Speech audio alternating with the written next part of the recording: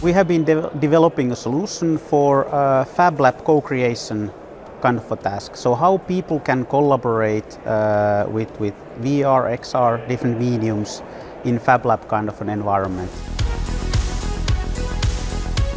What we developed is a XR solution.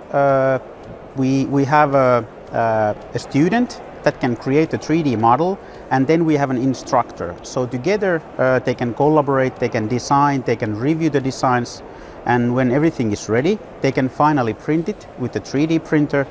And also when the printing is done, the actual outcome, the product can be taken out from the printer, put it on a table, and then we have a robotic arm with the camera, and you can rotate, and the student or the person who is learning 3D modeling can really see how it looks like in real life. So it's a real co-creation environment for that, with audio communication, video communication, and yeah, in XR. This is a kind of a, let's say, new type of environment.